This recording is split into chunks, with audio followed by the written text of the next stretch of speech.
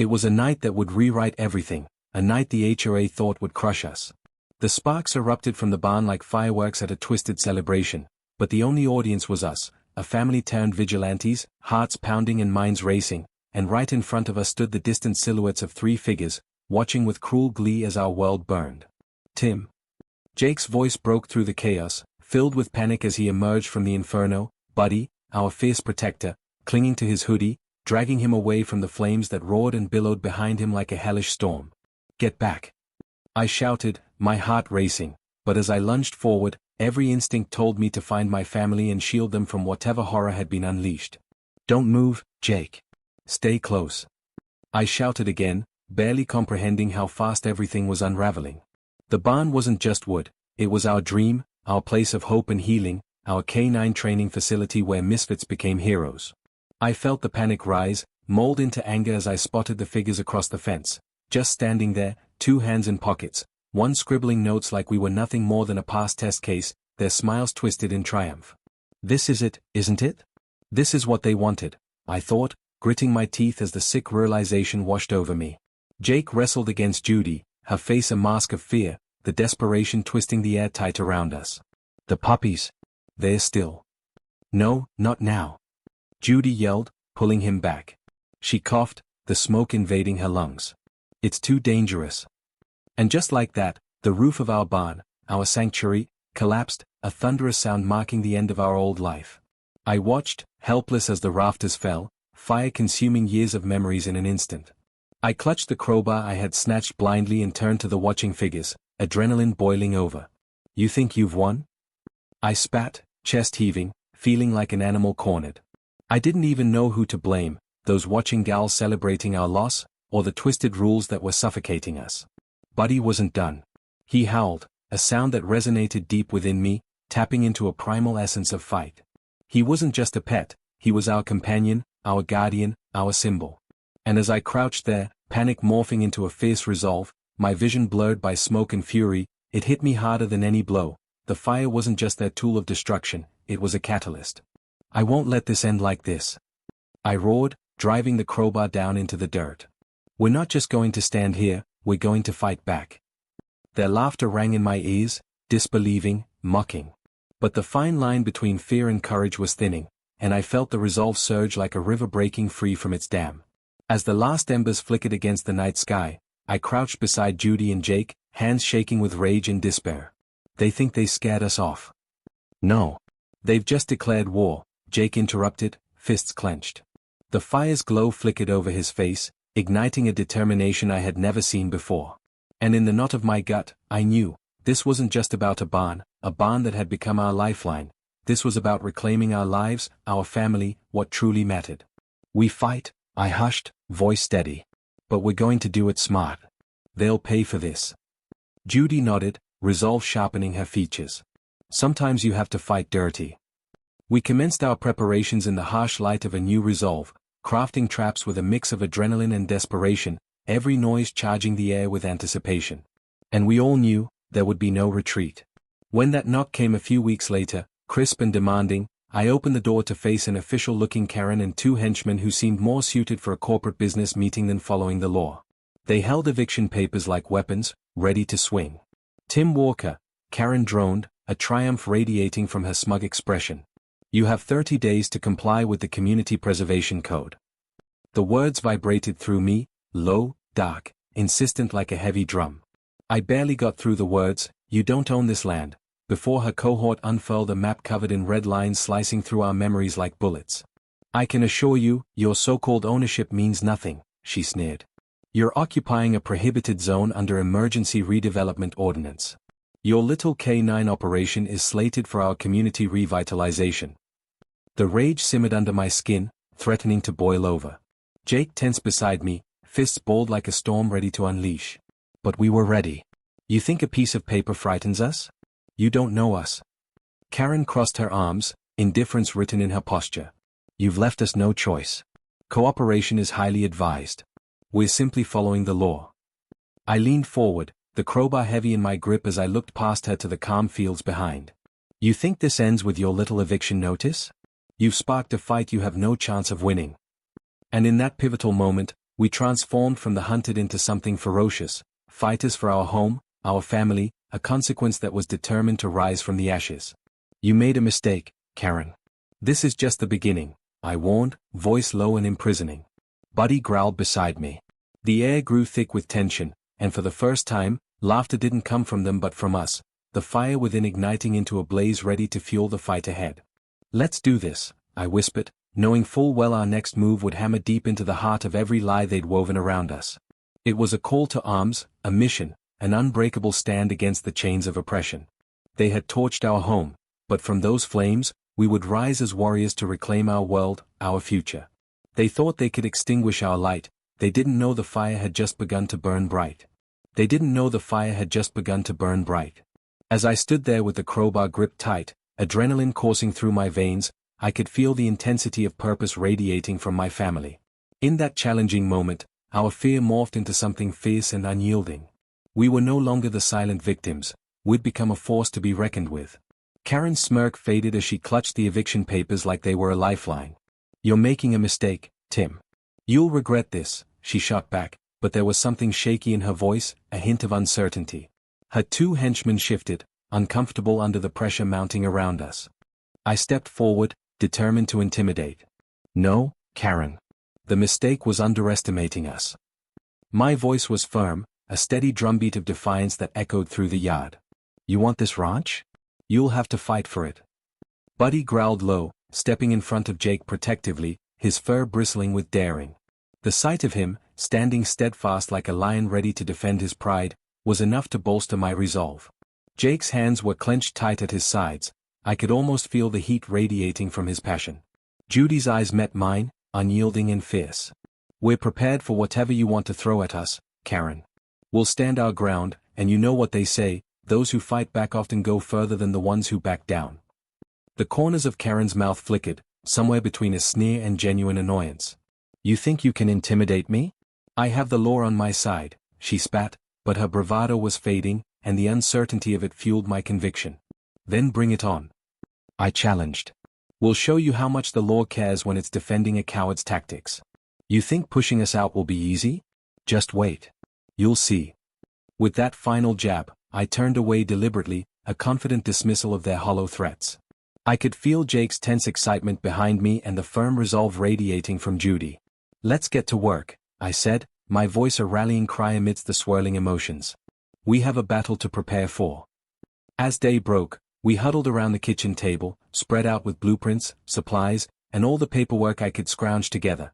Everything from building plans to legal loopholes, community agreements, and notes on our K-9 training programs. The walls of our home echoed with our whispered discussions, strategizing over hot coffee and smeared fingers from hastily scribbled ideas. First, we need to find any weaknesses in their plans, Judy declared, pointing to a map that outlined the projected new developments. We should see if there are areas where they've overstepped. Here. Jake piped up, pointing to a part of the land bordering ours. They're claiming this area is contaminated due to pesticide issues. That's a lie. We only use organic fertilizers. A fire ignited in my gut at hearing those words.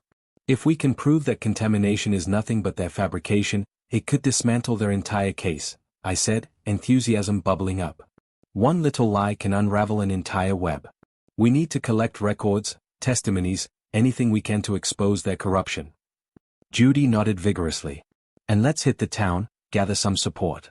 They think they can bully us into submission, but we'll show them that plenty of folks want to keep their homegrown roots. We spent the morning making phone calls, sending emails to old friends and allies, reaching out to anyone willing to listen. With each connection, we felt the power of our network growing, our family expanding beyond walls and shared blood. By afternoon, I was ringing the doorbells of our nearest neighbors, a mix of excitement and anxiety sitting heavily in my stomach. You can't just disappear into the night while they strip away our livelihood, I told every person who answered. We need to stand together. An attack on one of us is an attack on all of us. Some nodded and murmured in agreement. Others hesitated. A couple were in league with the HOA, and they scowled like I was a pest, but I didn't shy away. It didn't matter that I'd brought a crowbar to their door or that my heart raced in my chest. It mattered that I was fighting for everything. Our dream, our home, our family. Later that afternoon, we sat down with a group of neighbors from 3 houses down, a motley crew of families who understood the fury of displacement but also shared in the thrill of unity. Together, we're stronger, I insisted, glancing at Jake as he shot me a thumbs up, and then at Judy, who was lighting up with excitement. We know what you've been through, one neighbor said, her face drawn but determined. But they've messed with the wrong people this time. And with that, the air shifted, anticipation sparking like firewood because we were not just fighting for our land. We were igniting a movement, a collective force pushing back against tyranny.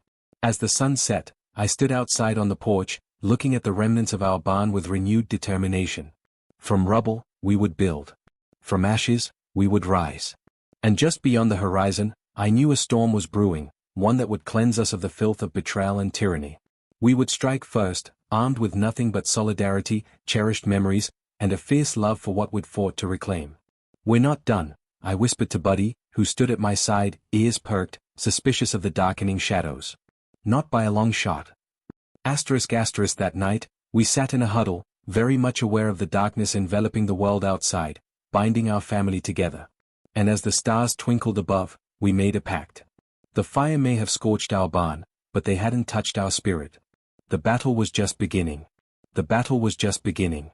As dawn broke the next day, it ignited something within me, a resolute determination that pulsed through our makeshift gathering.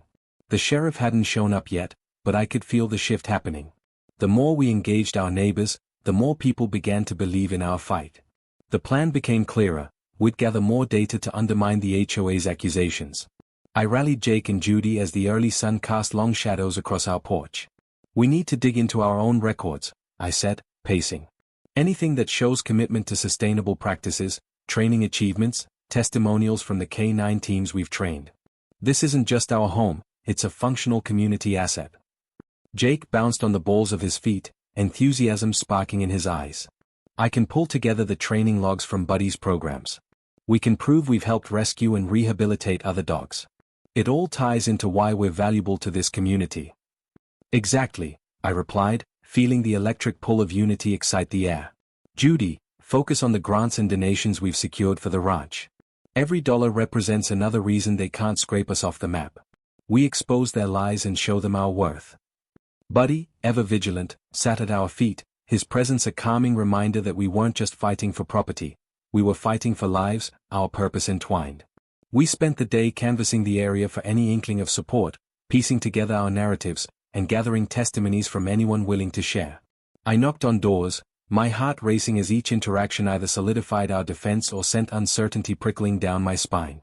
The neighbors who had once turned away were now opening up, sharing their own stories of hardship under the HOA's tight grip, shaking their heads at alleged violations that were no more than wild accusations strung from petty grievances. Do you think Franklin gave them a cut of the land? One man whispered, eyes darting nervously. I've heard he's got powerful allies. Powerful or not, they won't take us without a fight, I assured him, gazing at the horizon where the sun cast a fiery glow over the hills. Night descended quickly, and I gathered Judy and Jake around the old dining table strewn with documents, pictures, and ragged notes. The flickering overhead light cast a familiar warmth, but tension hung thick in the air. Tomorrow, we present our case, I announced, resolve hardening my voice like steel. We'll start with the public meeting the HOA hosts, show them we've got strength in numbers, but most importantly, we have the truth on our side. Judy's brow furrowed. But they'll deny us the chance to speak. You know they will. No, they won't. We're not the only ones watching, I said. Our neighbors are coming, too. We'll have witnesses and supporters. They can't silence us all. If they try, we'll call them out right there in front of everyone. Jake nodded, determination lighting up his face. We can set up a petition, stats about our program can go out, too, get local news involved. If they know we're organized, they'll think twice before making a move. The meeting arrived sooner than expected, and tension thrummed through me as I stood in front of the old town hall, flanked by Jake and Judy. A crowd began to gather, murmurs running through the people bustling around us, sharing their own experiences with the HOA. My heart raced as I looked around, a sense of impending confrontation looming. As the members of the HOA trickled in, their polished suits stark against the worn-down surroundings, I could see Karen strut confidently at the center, clipboard in hand like a teacher ready to scold unruly students. A cautious voice in my mind suggested to back down. After all, the odds were stacked against us. But I smothered it. Nothing worthwhile ever came easy. Just breathe, Judy murmured, grabbing my arm, her grip firm and steady. We've prepared for this. With those words, the tide shifted. Their complacency met our resolve as I stepped forward, raising my voice over the low drone of discontent swirling in the room.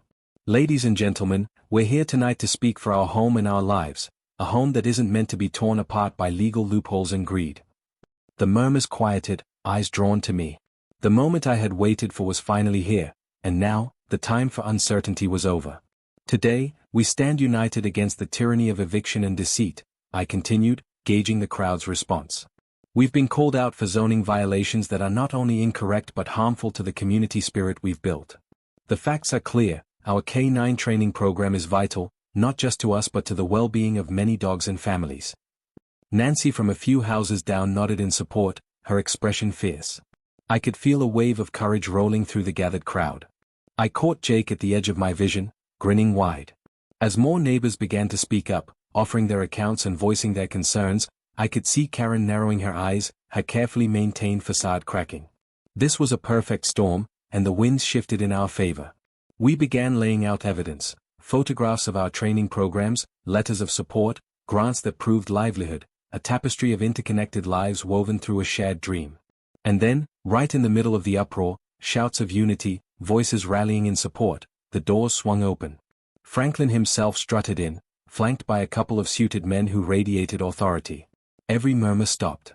The air became cold, thick. Franklin's smile was disdainful, almost mocking, as if he were prepared to laugh away our ambitions. But I wouldn't let him. The heat rose within me again. Look at this, he called out, arrogantly surveying the gathered faces. A last-ditch effort from the disgraced training facility. Poor little ranchers thinking they can stand against the tide. Disgraced? I retorted, sharpening my voice. We're the ones who have created something that has real value, something the community believes in. You've done nothing but sit in your tower and plot against us while we fought to make something from nothing. We live here, we breathe here, and we will not let you steal our lives. The audience gasped, and in that singular moment, I saw him falter, his bravado slipping just the tiniest bit. It was the nerve I had been waiting to strike. Franklin wasn't the vigilant powerhouse he tried to portray, he was a coward hiding behind his boardroom. This isn't over, he spat, leaving the door flung open behind him, a fiery rage simmering just beneath his cool exterior. No. It's just begun. I called after him, loud enough for the entire audience to hear. With that statement, the crowd erupted in cheers, and I knew, a flicker had ignited into a blaze of hope and defiance within our community. We would stand tall against oppression. We were warriors now bound by land and loyalty, and together, we would never back down. We would never back down. As the roars of support swelled around me, that conviction anchored deep into my spirit. The flame we had ignited was no longer just ours, it had fused with the hopes of our neighbors, brightening the darkness that threatened to engulf our home. The subsequent days turned into a whirlwind of activity. The City Hall meeting had been just the first victory in what felt like a grand unfolding saga. Local papers picked up on our story, and articles began circulating not just about the eviction threats but about the community rallying behind a shared cause. Families we had raised dogs for, neighbors who had countersigned our grant applications, and friends connected through laughter around bonfires began to echo our sentiments. Even the mayor's office had reached out, intrigued by our grassroots momentum. It was when I received a call from them that a surge of excitement gripped me. "Tim, the mayor's interested in doing a community event," the receptionist said brightly. "Something to highlight local farms, programs, and the ongoing efforts against the HOA's illegal tactics. He feels it's time to make them a focal point." An event? I echoed, stunned. Like a town hall? Not just a meeting. A community festival. Food stalls, activities, talks, it'd be a chance to show the community spirit and strength while bringing attention to your plight. The idea was intoxicating. As I hung up the phone, I shared the news with Judy and Jake, whose expressions mirrored my own excitement. We could showcase what we do, maybe do some dog demonstrations, let people see how vital our work is. Judy suggested, her eyes sparkling with ideas. "That's correct, and we'll invite people to come down and support us, maybe even sign petitions," I added, already sketching plans in my mind. "We'll bring in local businesses too, get everyone involved. It'll be a showcase of resilience." The festival came together quickly, enthusiasm bubbling over as we organized every aspect. Neighbors jumped in to help, offering their skills and supplies. Some donated food, while others prepared booths, set up games for kids, or contributed supplies for canine demonstrations. We finally had something to counter the dark clouds gathering over our home, something vibrant and alive. As the day of the festival approached, anticipation electrified the air. Posters plastered around town called on people to be present, to support local heritage and work against corporate greed. Dozens of volunteers joined in making it happen, their smiles fueled by the vision of standing united. Finally, the day arrived, bright and cheerful. The sun shone high, casting a golden glow over everything. There was laughter, music drifting through the air, and the tantalizing scent of barbecues mingled with fresh-cut grass. Families set up picnic blankets, children scampered around chasing Buddy as he showcased his agility skills, expertly leaping over hurdles I had constructed. Before long, people began to gather at our booth, drawn by curiosity and camaraderie. We unveiled our plans to rejuvenate the ranch, using the festival as a platform to discuss our goals, our purpose, and the importance of community spirit in the face of adversity. "Have you heard what the HOA is trying to do?" one woman asked, gathering around as I explained the eviction saga, laying bare the lies and its implications for all of us. Murmurs of disbelief echoed within the crowd. "We've got to stop them," another voice rang out, shaking off the inertia of helplessness. Unbeknownst to me, I'd ignited something more than individual outrage, a burgeoning movement that surged through that gathering. When the time came for me to speak, I took a breath, feeling the weight of everyone's expectations rest on my shoulders. I stood on a makeshift stage, facing the gathered faces filled with determination and support. The sight sent adrenaline coursing through me as I raised my voice above the din of excitement. Today is about coming together, showcasing our land and what it means to each of us. But it's also about defiance. Cheering erupted from the crowd as I continued. They want to divide and conquer, to strip our voices away, but we will not be silenced. Look at us, look at our strength, our unity. This ranch is more than just land, it's part of our lives, our legacy. And we will fight for it. As I spoke, I could see nods of agreement, faces lit with shared passion. Stories flowed, each more compelling than the last. The kids listened with rapt attention, their curiosity palpable. By the end of my speech, I strode off the stage to a chorus of applause that spurred a new wave of energy, an unyielding resolve that surged among us. "Let's march," someone shouted, galvanizing the crowd. People erupted into action, joining hands as we began a procession, a parade of unity marching through the streets, a tangible representation of our refusal to be subdued. We pushed through the corridors of our neighborhood, each step resonating like a drumbeat. There were no more whispers of doubt, they were replaced by chants of solidarity. The onlookers joined us, some holding signs of support, while others brought dogs to heel beside us, a brigade of furry allies at our side. As we reached the park in the heart of our community, I scanned the sea of faces, exhilaration coursing through me. Local media began capturing the moment, the community rallying in flesh and spirit to reclaim our voice. I felt proud, more so than ever before. But just as my heart soared, I sensed a looming shadow. Franklin and Karen stood off to the side, watching the spectacle unfold with eyes like hard steel. Their expressions were stony, but I could see the flicker of uncertainty behind their confidence. They hadn't expected this surge of resistance. Kara threw her arm around my shoulder. "This is incredible, Tim. Look at what we've started." "Yes," I said, feeling the weight of what lay ahead. "But this was only one battle. We have to keep pushing." Days turned into weeks, and the festival surged into a movement. News articles continued to emerge, garnering attention not just locally but regionally for our cause. With each voice that joined ours, the weight of our future lightened, the burden shared among us. Then came the dreaded day, the court date looming just ahead, when we would fight the official eviction. A palpable tension sifted through the community as we gathered in the courtroom, faces drawn but hope unyielding. I scanned the rows of friends, families, even children whose lives had intertwined with ours. This was our home, our family, and we would defend it. As we stood before the judge, my heart hammered in my chest. Franklin presented his case with all the menace of a corporate giant, armed with legal jargon intended to intimidate. But we, buoyed by community spirit, responded with the truth echoing loud and clear. When it came time for our side to speak, I took a breath. The words surged forth. "We are not just fighting for ourselves, we're fighting for every small business, every family that believes in community. We stand against this tide of greed and ambition that threatens to erase us."